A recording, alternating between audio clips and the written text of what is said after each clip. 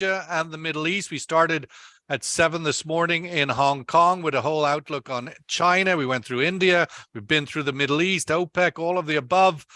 We just had a very interesting interview with the Director General of the German Energy Agency, Christina Haverkamp. But if you hadn't had a chance to listen to it when it went out live just half an hour ago, I'd highly recommend. It's posted now on our social sites. Very useful insights as to the scale of the German energy crisis, or the lack thereof, actually. I think one of the most counterintuitive data points that I've seen in a long time has been that the German employment reached a record in 2022, post reunification record in 2022, despite the fact of daily headlines that the German economy was going to go off a cliff. Everybody was hiring like crazy in Germany and they couldn't find people. So that's an interesting sense of context as to the crisis that did not happen. We are joined by the amazing Mike Muller, head of Vitol in Asia, a regular commentator and also one of the world's leading energy oil traders, and we're delighted to have him back at the table joining us. And of course, with his sidekick, Christoph Ruhl, former chief economist at BP, former chief economist of research at ADIA in Abu Dhabi, and now an adjunct professor with the Center of Global Energy Policy in New York, Columbia's University, and many other hats. We're here to take a sort of deeper dive into the big trends of 2022 that maybe carry on into 2023, and what they may or may not look like. And I wanted to get Mike and Christoph's insights on them. Christoph, we sort of went through 22 with this sort of seesaw through the year of supply constraints, concerns, OPEC cutting output. The last step they did was a 2 million barrel a day cut, Russian disruption, or lack thereof as it turned out, but concerns about the supply side. And then the next moment we'd come into work and it would be all demand destruction concerns. How do you think we start 2023 with this sort of seesaw, supply constraint concerns versus demand destruction concerns? Well, we have been looking at the supply side more than the demand side for the last 10 years, I think. So that was no exception. It was exacerbated by the situation in Ukraine. But where we come out of that, I think, is a little bit of misunderstanding. There's a lot of people who now exclusively think that the lack of rise in oil prices, which they have been predicted so consistently and so often over the year 2022, is due to the anticipations of a global recession in general and slower anticipated economic growth in the US, and in particular in China specifically. And I think that would be sort of throwing out the baby with the bathwater. It's not only a demand or, for that matter, supply side development. What we also have at the beginning of that year is the introduction of the price cap on crude oil, the price cap for Russian oil, and the Russian reaction to it, which was extremely meek. It was basically saying, oh, we will not no longer sell crude oil to those of you who have already decided to embargo our crude oil. And that took away for some of the tensions, and Mike can probably talk more of that from the traders' perspective, I would imagine, made the traders rather relaxed and was one of the, if not the key ingredient into prices dropping again 9% on the first trading day in 2023, and more or less staying around or even below the $80, which we had so many times now over the last few months. So I think going forward, I would venture to say that one of the big trends we will likely to see is that on annual average, as well as at the year end, we will have lower prices for all fossil fuels than at the beginning of the year or in the average 22. Well, the 2022 and we can average, talk more why, if you want. Of course, the 2022 average, Mike, was $100 a barrel, thereabouts. I think 99, just slightly below $100 average on Brent. We start the year at $80, but we also start the year, Mike, with China's reopening, and of course, that surprised everybody. I know you've been quite bullish on China for some time, but I'm sure even you would have been surprised at the speed in which China has announced or at least abandoned its zero COVID policy. The big question now is how quick does China actually become a productive, fully loaded economy back to where it was? And does that shift ultimately the question, the sentiment of 23? We no longer have the seesaw of 22. We will now have a very definitive sort of demand, robust demand, and more supply concern, and no longer demand destruction. Peak demand destruction is behind us, Mike. Yes, gosh, lots of strands there. I mean, Yeah. I think you're right, Sean. Everyone was absolutely astonished at the speed of the Chinese opening up and the Chinese adopting a new approach towards COVID, with their chief medical scientist having evidently formed the opinion that this one was an acceptable variant, not to take an unacceptable toll on society, and that the level of preparedness, let's face it, China's had 3 years to prepare for letting this virus rip to go through. And I mean, those who had predicted 1 million plus fatalities from COVID would, so far one hopes, appear to have been misplaced in that view. But if you just look at the peak infection rates, they seem to have already passed in various Chinese cities. In many major cities across China, the peak infection date was last year. So the pace with which this Omicron variant was allowed to rip through society, and the difference in mindset that was adopted from we have to avoid this at all costs because zero tolerance is in our interest, to this is actually an acceptable variant, it's just a flu, was absolutely phenomenal. Now, of course, that was accompanied by... Do you think that's, I mean, when you take that such a radical shift of a posture on China, typically very traditional, very conservative, very predictable. This is a radical, just as a decision, put aside the disease and the reason, but just to see the new Chinese government under the new third term of the President Xi to make such a shift in policy, does that open the door to say, well, anything could shift now, that China could be moving into a much more radical decision-making posture, or is this a unique case? Well, COVID is clearly unique, but I think there are measures that we detect in China that there is a resolve to give the economy a good kickstart also. Obviously, there are segments of the economy that have been ailing and that are a bit of a casualty still, such as the construction sector. But in many other sense, and certainly in our field of energy, there are many clues that would suggest that China has new resolve to see the economy stimulated into a faster rate of growth. Whether it's the decision to reintroduce imports of Australian coal, which was not done for a number of years, whether it's the decision to urge domestic refiners to run harder, to make more products, including products for export, raising the export quotas. All these things are GDP fueling measures. And we do sense that the policymakers, the NDRC in China, have a desire to see the economy move faster. Of course, a very big part of that is getting people on planes and getting people out there traveling. And we have a rather unique month here in January because Chinese New Year falls some weeks earlier than it often does. And therefore, the great migration, as they call it, going and visiting relatives over Chinese New Year, has already commenced. We already have early data points as to what that mobility looks like. The official figures were forecasting that we would see double the number of last year's migration for New Year, jump in cars, buses, public transport, trains, and planes, of course, and go and visit their relatives. And most people we interact with, most people we know, are under no directive for the first time since 2020 not to travel, and therefore they're planning to do so. And in many cases, those who can afford it are going to the nicer spots, be it ski resorts in Manchuria or be it the beach down in Hainan Island, and they're all still planning to go ahead with that. That said, the early data coming through in terms of travel statistics is not quite at that double of last year level, which is 70% of pre-COVID 2019. It seems to be coming in at about half the pre-COVID, half the 2019 level, but it's early days. I mean, we're only 1 or 2 days into what is a 2-week travel process.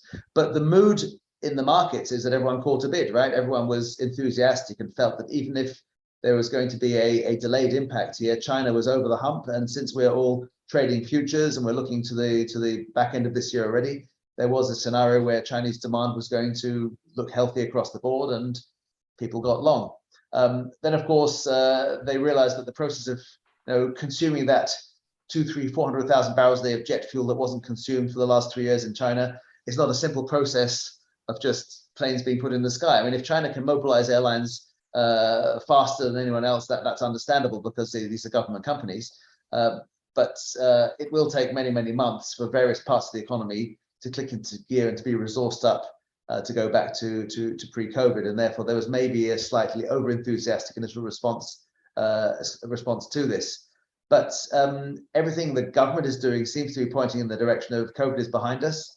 We want to now get on with the economy, get on with life, and the population has, by and large, accepted that the government knows best, and the government has made the right decision in adding a ridiculously large amount of hospital beds, by the way, and having the capacity to cope with those people that did need care and intensive care, but for the most part, allowing the population to self-immunize by it certainly seems to be a story that's still full of anecdote rather than data, Christoph. In terms of the outlook from the point of view of those trends of 22, we had sort of peak inflation. Is that behind us now? And now we have the IMF calling for, the outlook that there's likely to be a global recession versus China reopening. Which of those two narratives is going to win, do you think, Christoph, as a trend for 23 and with it the direction of GDP and energy demand? Well, we have to be careful there. Let's start with China first. I think, of course, the COVID sort of relaxation is not going to be an explosion all of a sudden, and it's going to take some time. Some people have said it looks like a J curve. That may be right. It will be very much like what we have experienced here. It's an explosion in travel compared to the year before when there was no travel, but not compared to the long term. But I don't think we've ever seen anywhere, Christoph, where this sort of, what do they call it, herd immunity, 80-90% infection rate. I don't think any country in the world has processed what that looks like.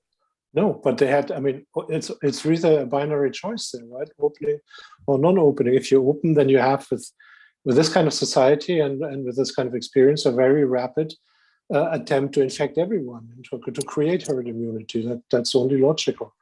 And what I'm saying is that this will eventually generate an uptick in demand, but compared to very low levels before. And there will be no structural shift caused by that. It will be a blip, which in China case, as you say, will even be less long-lasting than in other cases. The fundamental problems of the Chinese economy, which affect energy demand, are problems of GDP growth. And there I don't see any change right now. So what we have is a slowdown of GDP growth below 5% and very far away from these rates, which many people took for granted of 10%. That's not going to come back if not some substantial changes are made, because it has to do with a shift in China away from industry towards more decentralized service sector activities, which require more decentralization also on the political level. So from here, there's two things one should have an eye on. One is there is still the possibility of a major stimulus program following up then the COVID opening to lift the economy on a better growth path. That would very much be a stimulus along the lines of what we have seen in the US and a little bit in Europe, meaning of monetary policy, basically people getting a check, rather than of more industrial projects, more white elephants of the old-fashioned stimulus kind concentrated on government investment and the industrial sector, which we have seen historically in China. I don't want to just interrupt you briefly, but I don't want to get too far down the China rabbit hole, because we've had a lot of China in our Asia section of our discussion. I'm really quite keen on where we are from a global perspective. Peak inflation, peak rates, Ukraine war, Russia disruption, no disruption. That's more in our 10 minutes that we have left. Yeah, and from the global perspective, I think what we are seeing is inflation not disappearing tomorrow, but the big rate hikes to counter it slowing down considerably. All the major Western economies are having debt levels now, government debt levels, which will make it almost impossible to reduce inflation permanently to the 2% or below, and which will be more likely that we have to learn how to live with higher inflation rates, and consequently also no hope of getting interest rates back to these artificially low levels we have seen over the last decade or so before the rate cycle started. On recession or not, I've said this before, the kind of recession which, and this is a technical term, it just means 2 quarters negative growth, the kind of recession which we would see right now with these kind of unemployment rates, which are very historically low in the US and Europe, is the kind of recession I would take any day, because growth may come down for 2 days, but it's very, very shallow. I don't see a major risk to an economic breakdown in the US or in Europe, if not something special happens. And that something special, of course, is around the corner. It could be, I'm not saying it will, that for some reason oil supplies from Russia are curtailed really badly in response to a helpless military situation, in response to more sanctions, in response to political instability, to an extent which would generate a recession, a serious recession in the West. But the kind of recession everybody's talking about it right now is a recession with unemployment and output levels, which is not really a problem.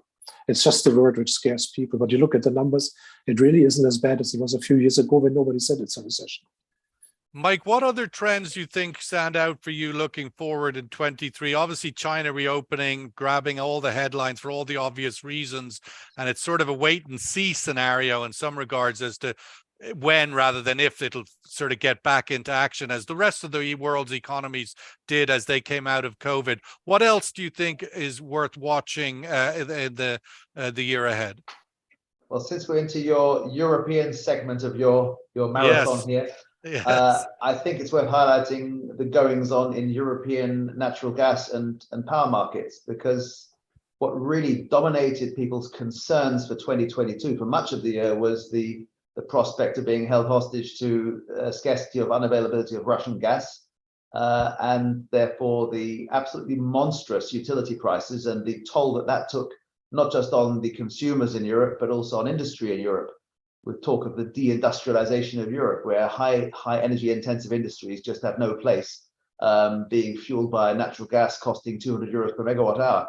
Now, that's all been popped in terms of the prices with a unseasonably warm weather, and of course European economies going out of their way to secure alternate energy supplies, be it regasification facilities for LNG into Germany, be it going back to burning more fossil fuel coal, and therefore we're now seeing headlines on our tickers saying Germany does no longer have an energy crisis for the winter of 22-23.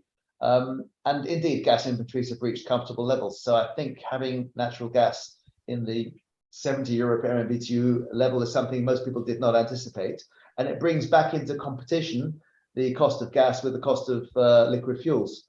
Because, I mean, this is something we've not been used to, but for most of 2022, it's been cheaper to burn diesel in a generator to make electricity than to buy spot gas on the margin in places like Europe. And therefore, you've seen vast amounts of diesel being burnt for power generation, all the way from Latin America to Thailand here in Asia, for example. And if gas prices were to soften further, that changes things dramatically. The other big theme, of course, is the underinvestment theme, the big hole that COVID made in investor confidence in the profitability of the oil major space, for example, and what that meant for the upstream. And the question now is whether there is any catch-up required there. And finally, the big question around refining. I mean, we have seen exceedingly lucrative refining margins across the refining system over the last year or so, and now we have a bunch of very large complexes coming on, mostly in the Middle East, Al Zour, Duqm, and then of course a new refinery or two in China, Mr. Dangote's refinery in West Africa due sometime also. What will that do to the supply-demand balance on products, which has been structurally tight? Not least because of the fuel switching I referred to earlier. So all these things are going to play out in 2023, and it's going to be very interesting to see, because the signals are less clear, because you now have pricing in a set of balances where you can't say, yes, diesel will be burned in diesel generators. You could now be saying people go back to natural gas or what have you.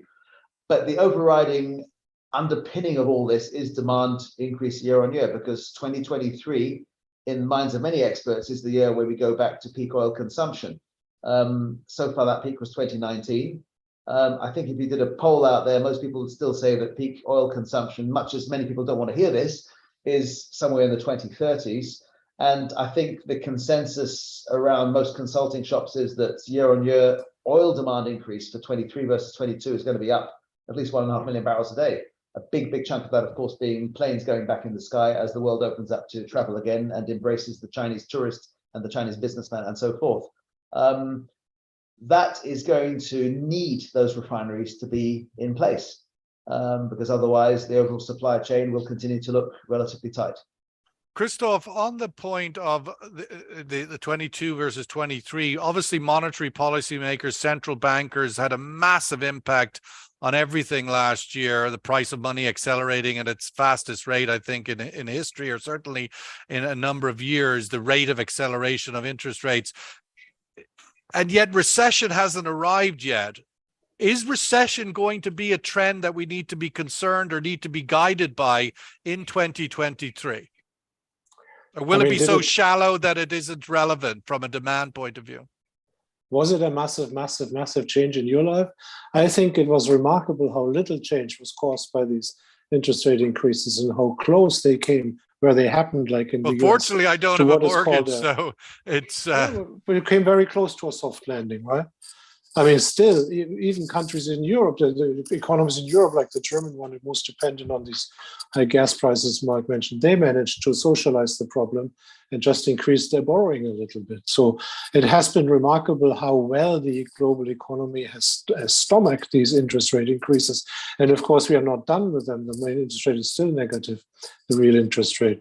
But going forward, to answer your question directly, I think that the problem of recession at the moment is the problem of a shallow recession if the economy is left to its own devices. There is a wild card here. It's not even very wild because we know where it sits. It sits in Russia. Russia has the trigger on a gun which could manipulate petroleum prices up or down, and that is one of the few things which could seriously derail a global shallow recession, if you want. That remains a possibility. Otherwise, I think from the demand side, Mike said something I find myself in very rare agreement with. We should expect a return to the peak oil discussion this year, 23 or 24, because it's clear it's going to happen one of these years. When exactly, we will only know in retrospect, but it will change the nature of the oil market.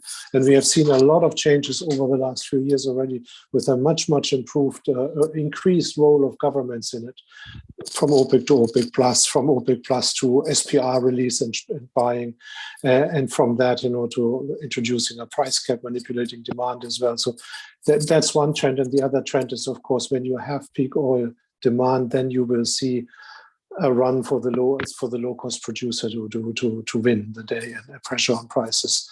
I wanted, Christoph, to get your opinion quickly on the idea again, that this lull currently drifting into inflation and rates that we're getting to peak of both, or certainly we come off the peak inflation, that it's a lull between the second storm, which is China reopening, and with, if you couple that with the sort of crisis in capex investment and new oil and gas production over recent years, that there's a surge in energy prices just around the corner that will reinflate the inflation challenge, and hence central bankers will still have some distance to go. What are your thoughts on that argument?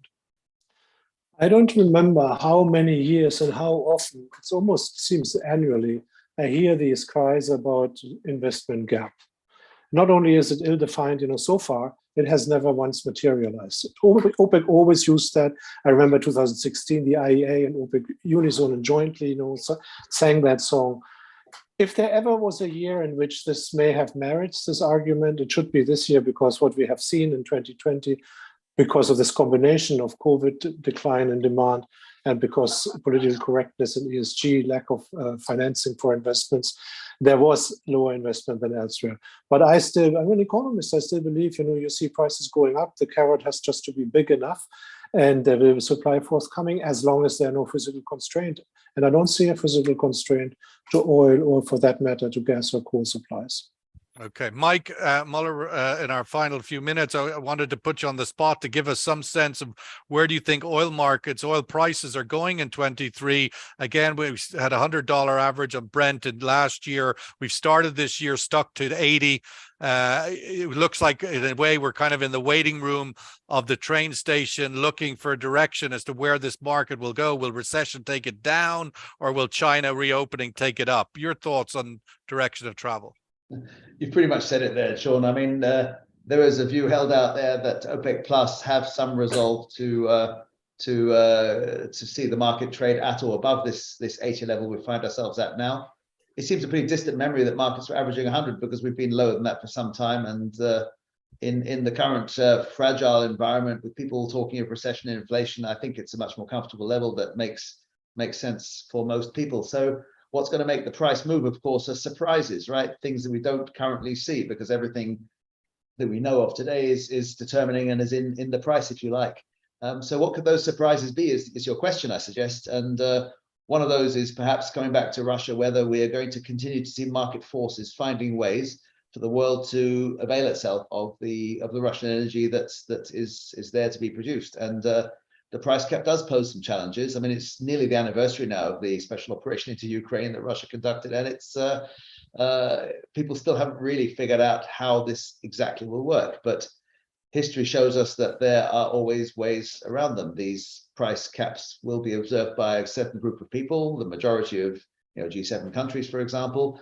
But other nations out my way here have said that they won't observe them, and therefore those trade flows and shipping flows and insurance channels and banking lines will be rearranged in a way, I guess, where that oil continues to flow. If for some reason it doesn't, that would be a surprise to the upside. Then I mentioned before a whole bunch of new refinery startups. Of course, this will impact margins more than the flat price of oil, but if there were to be some delays there, that would obviously make a positive contribution, boosting margins yet further. And then on the supply and demand spectrum of things, I mean, we have got it's very rare to have supply shocks on the oil supply side of things. So really we have to look to whether there's going to be any surprise to that 1.5 to 2 million barrel a day year-on-year oil demand growth figure I mentioned. And I already pointed at the big one, which is the demand for aviation fuel, where jet fuel is expected to restore its place as being the premium product in the world. It has not been. It's been at or below diesel value for much of the last 3 years, thanks to COVID. And how else the rest of that scene plays out in terms of the interchangeability of oil as a fuel vis-a-vis natural gas to generate power.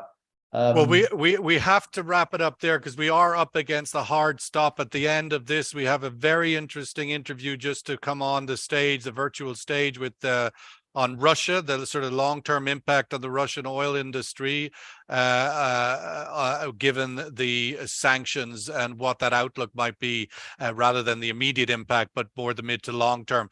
Christoph Ruhl, as always, awesome. Thank you very much. Mike Muller, thank you very much for joining us. This quick half-hour reconnection on the outlook for the year ahead. We will, of course, be together first Sunday of every month to expedite on some of these topics. Let's see where the future takes us. Thank you so much. All the best. Bye, Sean. Bye, Christoph. Thank you. Good New Year. Take care, Mike. Yeah, to you.